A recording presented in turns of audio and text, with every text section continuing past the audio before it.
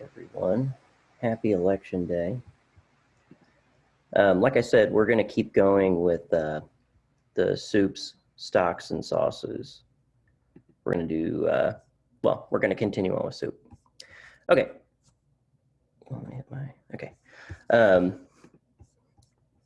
I know last time we kind of left off with, put this on. We left off with the gumbo. And it's a classic soup. We'll probably make, I don't know, I want to do a lot of different types of soups with you guys too, because it's things we could do in our class period time. Sorry, gotta have my coffee. Okay, so the next one, same guy's making it. This is jambalaya, classic Creole dish. And I'm gonna do a little history with you once he gets done with the video.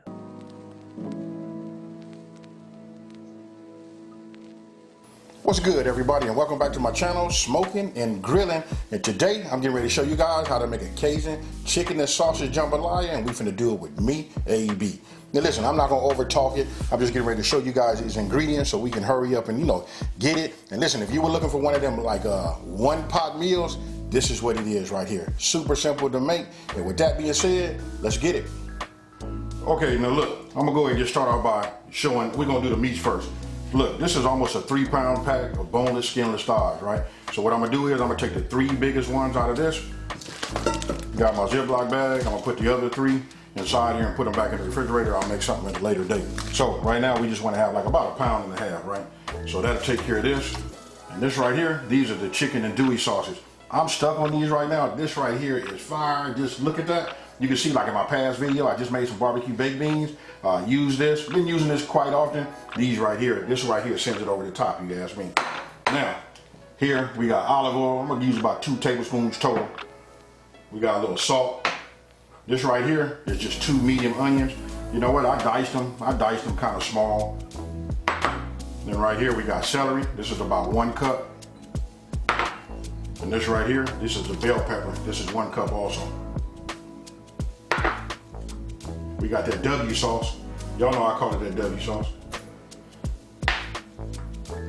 Minced garlic. Now, you can see right here I got chicken broth. We're gonna use 4.5 cups, so you're gonna need 2. So listen, this is 4 cups here, and here's the other half a cup. Just a suggestion, if you guys can, when you go to the store, you wanna keep at least 4 of these in your cupboards at all times, because listen, I cook quite often with chicken broth. Right here I got a 15-ounce can of diced tomatoes, and then this right here is the Italian style, which has the basil, garlic, and oregano, inside of here. Then I got 6 ounces of this tomato paste. I got some chopped up, this is just parsley. We're gonna use this for a little garnish at the end. So you seeing just everything, then you want to get yourself a bowl. Because look, once we get our meats together, we're gonna take our meats out and we're gonna put them right here. So I like to do that. So have yourself a bowl. I got my knife. Let me get these open, and then I'm gonna go ahead and chop these and start loading everything up. Okay. Hey guys, even with the gumbo recipe and this jambalaya recipe, if you look up these different recipes, you're gonna see hundreds of variations. Mainly what I wanna see, I like how this guy goes through and he shows you the mise en place of it. A lot of places they don't really show you that, but I really like how he does the explanation and kind of goes over, everything that he has. I don't know. I thought it was pretty good. And then also, if you guys have noticed, he doesn't eat pork either, because a lot of times this andouille sausage is pork. I've never seen chicken andouille, but he has found it. Now look, I went ahead and chopped everything up, right? I chopped them into about 1.5 inch, bite-sized pieces. This is my chicken. Did that already, got this in a bowl. You guys had already seen it. I'd already sliced up the chicken andouille sausage, right? And I've been in such a big rush because this is actually about to be my lunch. I forgot to show you guys this. This right here, this is my long grain, my long grade rice. What we're gonna do is we're gonna measure out 2.5 cups of this, and we're not gonna cook it, we're gonna cook it in the jambalaya. So just wanted to make sure you guys saw that. So now what I'm gonna do is I'm gonna move this over, I'm gonna move this down, and I'm gonna be using my Dutch oven to get everything started. Okay, first things first, let's get this top off. Let's go ahead and hit this on medium high, hit start. Start bringing this up to temp. What I'm gonna do is put about 1 tablespoon of olive oil in here, right? So we just, that look like about right. All right. So once this comes up to temp, then we're gonna go ahead and put our andouille sausage in. All right. Now we got a little heat on it. Let's go ahead and add these. What we're gonna do is we're just gonna cook it down for about, let's just say 2 minutes. Let's just get them down here. Let's get them flat as we can. And then once we got them flat, I'm gonna leave them alone, and then we're just gonna go about 2 minutes. So we'll just let that work. 2 minutes, and then we'll move on. Okay, now look, it's been 2 minutes, right? We just wanted to give these a head start, and I want you guys to look at the actual oil that's down at the bottom, right? Look at that olive oil. It's starting to heat up the andouille chicken sausage, and what it's doing is releasing those flavors into that, right? So we gave that a 2 minute head start. Now we're gonna go ahead and just add our chicken, and we're gonna cook this for about, I don't know, on this medium high heat, I'm gonna say we're gonna just cook it like this for about, let's just go about 6 to 8 minutes. Now, look, this is what it looks like after 6 minutes on a medium high heat, right? So no need to worry, even if your chicken pieces are not cooked all the way through, don't worry, we going back and we're gonna cook them for a lot longer, right? So I'm gonna turn this off. Now I'm gonna take this out, I'm gonna set it into my bowl, and then we're gonna move over to the next step. Now, removed everything. You can see I left the juices from the chicken and the andouille sausage inside. So like that, he's doing like building blocks, okay? So he wanted to get the rendered fat from that sausage and all the flavor, and then the chicken seared off. And now, and that's how the steps are, because a lot of people think you can just take soup, have all these ingredients, and dump them in a bowl or in a pot and cook it, and it doesn't work that way. You know, you have to build the flavors. It's the building, okay? That's why I like how he does this, once again. Right, so put it all in a bowl. I'm gonna set this off to the side. Now we're gonna put this back on medium high heat, start this. And what I'm gonna do is I'm gonna add another tablespoon to this right here. I mean, this is fine right here. So once we get this back up to heat, you know, get this up to temperature, then we're gonna go ahead and start adding our veggies. Okay, you can see this has come back up to temp. So what we want to do is add our onions, celery, and now our bell peppers. So what we're gonna do is we're gonna cook this for about 6 to 8 minutes, right? So go back to my wooden spoon, my flat edge. Look, we want to get this coated, you know, with all of the juices and everything like that. We're gonna leave it alone. I'm gonna spread it so it'll be, you know, just like this. And what we're gonna do is we're gonna cook it, like I said, from 6 to 8 minutes. I'm gonna set a timer for 6 minutes, and I'm gonna stir it maybe once. And then we'll figure out what we're gonna do once it gets to 6. Am I gonna go a little further? Okay, it's been 6 minutes, right? These are starting to, you know, soften up. Now what I wanna do is I'm gonna go ahead and add my minced garlic. And then we're just gonna let these cook for about 2 minutes only.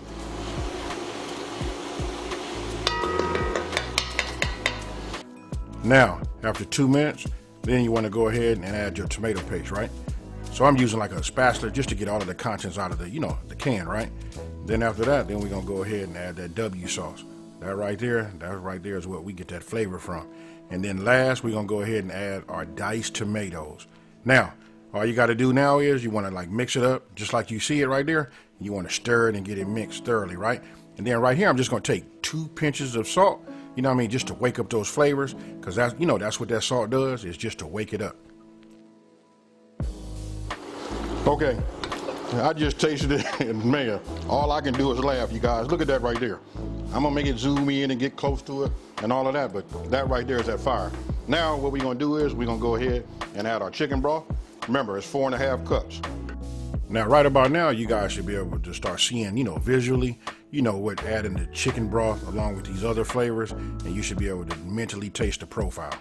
Okay, and so now the next thing is to just add our long grain rice, right? So we need 2.5 cups. So here's 1, there's 2, then we're gonna do a 1/2 cup. I'm gonna guesstimate it. I like the rice, so even if I'm a little bit more, I'm good with that. So now we just want to give it a stir, right? And so now you see what that broth is gonna do, right? That's gonna make that rice, you know, hey, I don't have to say it. You guys know it. You've been watching this channel for a minute, and even if you knew, you got to try this. Now, I know some of you guys are gonna say, what if I can't get chicken andouille sausage? Any type of andouille sausage, and for those of you guys that can't get that, You know what? You could use a smoked sausage as well. So what we want to do is bring this back to a boil. We want to set it to a simmer, and then we're going to simmer it for about 30 minutes. Okay, you guys can see this right here, right? I had it up to a boil. I've gotten it down to a simmer.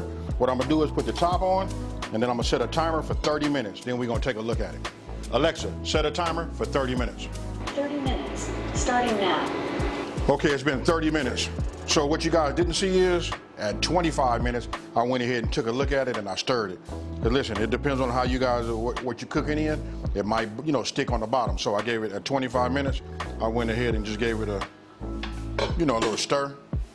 Make sure we was good on the bottom. Make sure none of the rice was burning.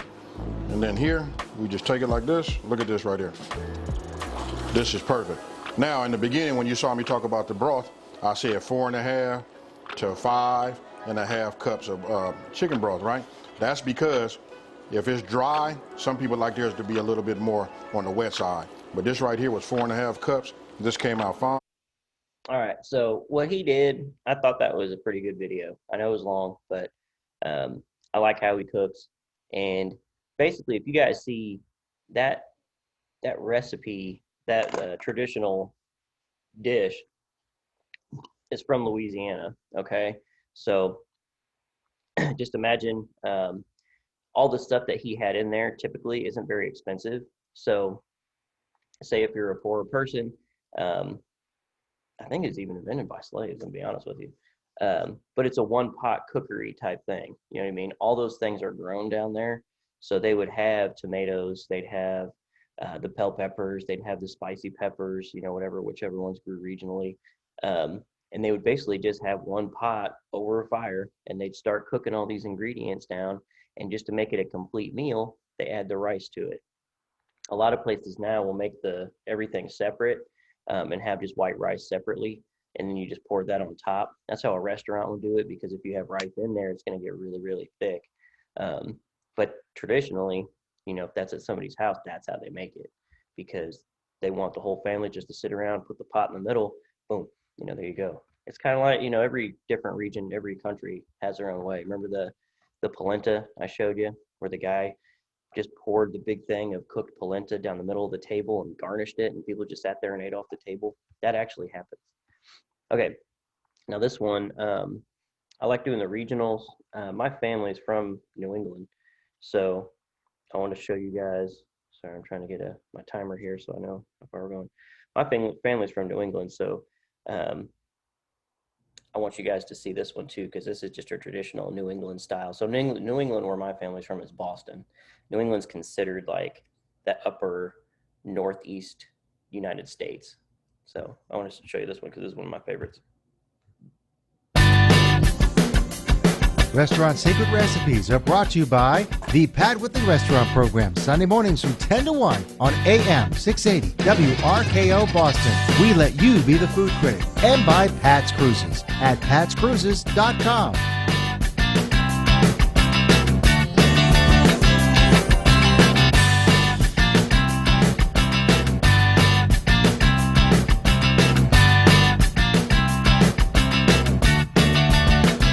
Hampton, New Hampshire.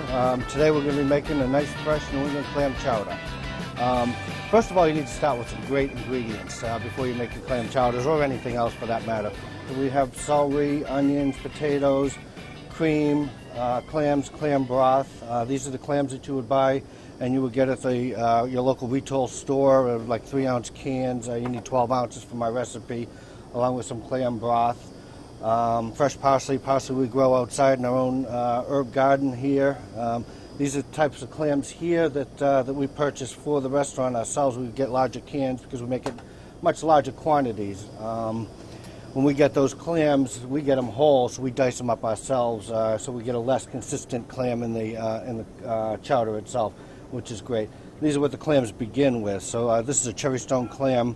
They open them up here.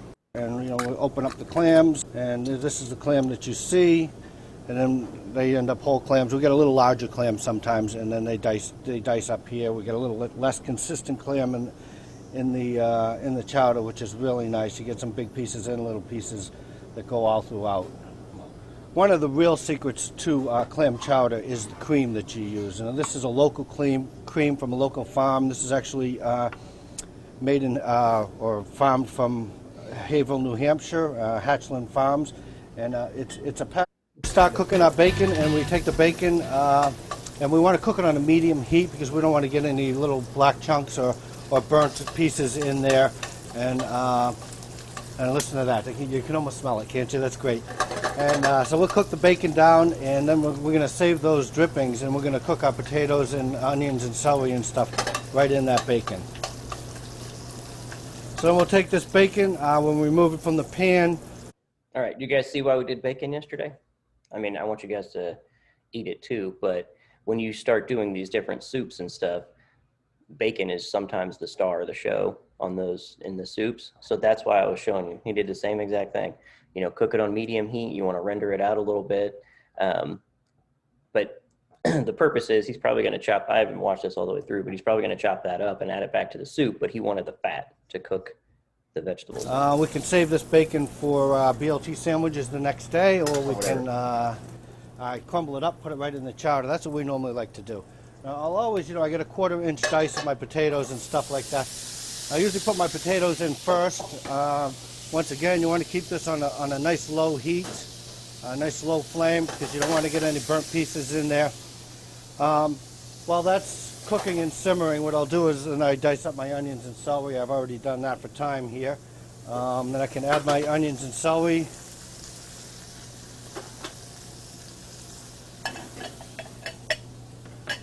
And that's beautiful. And then we'll just saute that up for a while.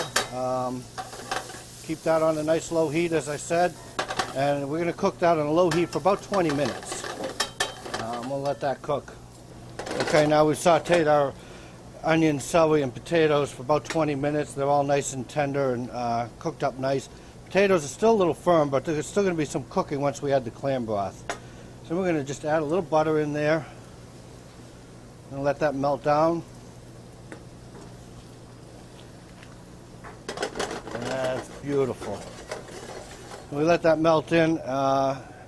And by adding the butter when you add your clam broth, it's not like adding a liquid right into your bacon drippings, which would splatter all up. So that helps out quite a bit.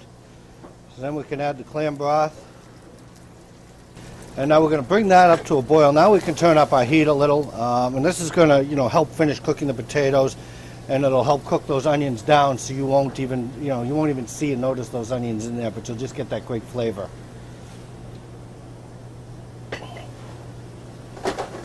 Can add a little fresh parsley, pinch of black pepper, and that's just a taste. Beautiful stuff. I always add my clams last because they're already pre-cooked and stuff, and I don't want to get them all rubbery and stuff like that. So once I get this boiling and I start to thicken this, and when we make this, we make just a base. We don't add any of our dairy until we're actually reheating it for a second time and getting ready to serve it.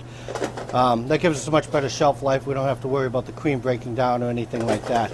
You do have to let it sit for a few minutes just so you can get all those flavors extracted into the cream. So we have that at a nice simmer. We've been simmering for about 15 minutes. It's actually reduced our clam broth down a little as well and really enhanced the clam flavor in it. So then I can add a little flour and a couple of spoons of flour. You want to turn this back down now. You want to simmer it again. Make sure you get all the lumps out of the flour.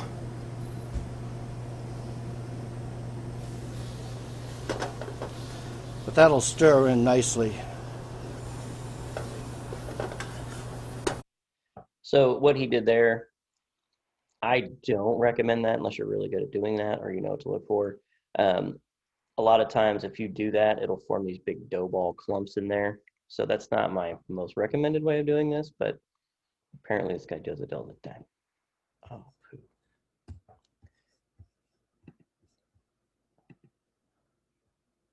And by adding the butter, I always add my butter at a nice, and then once I get that going and I get that thickened, I will take my clams and I will add my clams at this point. And the clams still have a lot of juice in them too, so you're actually going to see it's going to thin it back out a touch, but then you need to just let it simmer for a while, and that'll thicken up to a nice paste. And you want it nice and thick, almost like a pancake batter or something like that. You're going to mix it when you get this base. You want to mix it about 50-50 with the cream. So now what I've done is I've transferred my base, and I've got it nice and thick, and this is the consistency you want it. I've transferred it into a bigger pot because I'm going to add the cream to it now, and I'm actually going to double the volume that I've made. And you can take this base and you can you can cut it in half, put half in your refrigerator, and it'll hold for a couple of weeks easy, because once again you have no dairy products in there. But that's getting nice and thick, and it'll continue to thick. So we do want to simmer it. Once we get this cream in there. And this is, once again, this is a nice fresh cream. It's a New Hampshire cream. Beautiful, beautiful product.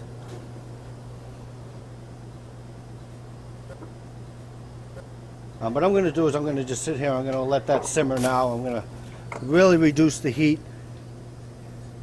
Get it on as low as I can, and I'm going to just heat that up nice and slow. Product there. That's clam chowder. So that one, I know it's a long thing, but I really wanted to show you guys like the steps in making these things. Like he made if you were to try that base of clam chowder before you added the cream, it's probably super, super strong flavored, okay? And then he thins it out with the cream. So, and like he said in here, the way he would do that in the restaurant is make that base and do not add any cream to it. It'll stay in the fridge for, he said, a couple weeks. And then when they heat it up to order, they would just add cream to it. Like if they took out a gallon of that, they would heat it up, add the cream, serve it for that restaurant service that day. And then they probably wouldn't reheat that, I wouldn't say. But that was the important part, is like he added the cream at the end, so he took it out. But if we'll do something like that. I want to show you guys. You kind of got your use of cream with the mac and cheese. I just want to show you guys how versatile that was and how you can have the application with that. And everybody did really well with it. There was a couple people that their cream broke, and then we had to fix it by adding a little bit more cream to it. But you guys saw how that it's a type of milk can cook down and then make a nice sauce. So we're going to start on this International Soups one because we have, I have a couple decent ones, but we'll probably, start off with this and just for a couple minutes and then continue on tomorrow. Okay, so let me just play a couple of these for you because this one's pretty good too. Well, actually, this is the shorter one. We'll watch it.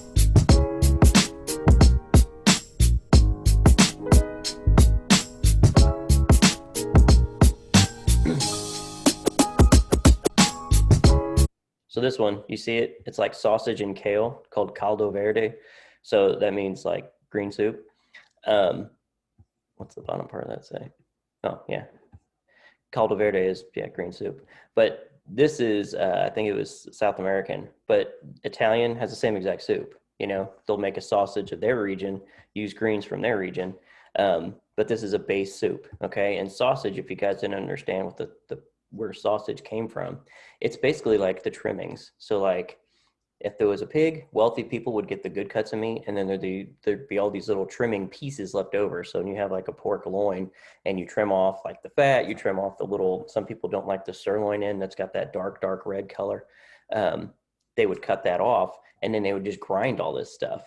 And then once they realized, we could grind this up, add some seasoning and spices to it, that's meat for us. The reason they make it into sausage, because a lot of time there's a lot of sinew, there's a lot of fat, there's a lot of stuff in there that you can't chew through. That's when they grind it into sausage. That's where they came up with hamburger meat too. That's all the trimmings. They didn't take good cuts of meat and say, let's chop this up in little pieces. So, sorry, that's my little tangent on that. But a lot of these, they're basically peasant soups, okay? I mean, that's typically where soups came from, this was the leftovers, and from the good cuts of meat, good vegetables, and they're like, let's make something with this. Sorry, we'll keep going.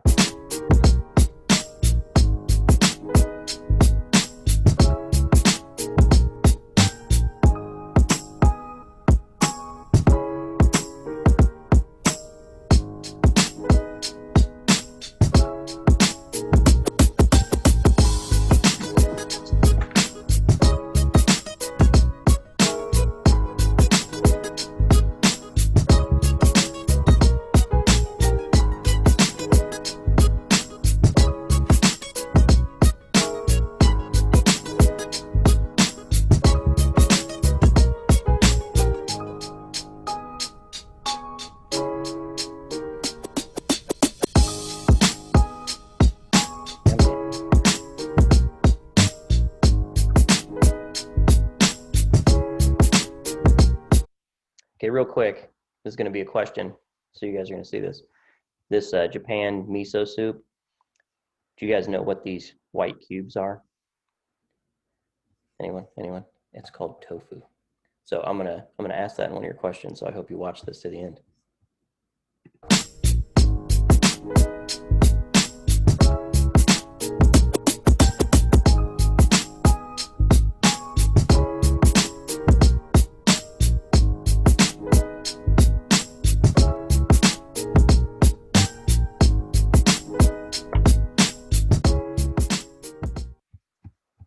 All right, there's international soups. I thought that was pretty interesting. I like that one.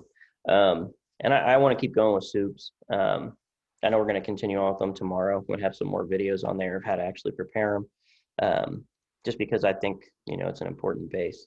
And you can feed yourself pretty easy. Like I think we could pull stuff out of our refrigerator right now at school, and I could give you guys 10 items, and you could probably make me a soup. I might actually do that. It's a good idea. That'll be a challenge. Challenge day. Mystery basket soup. So I'm going to have 4 questions for you guys. We'll continue on. This will be, I'll just call it International Soups or Soups Part 2. And we'll see you tomorrow.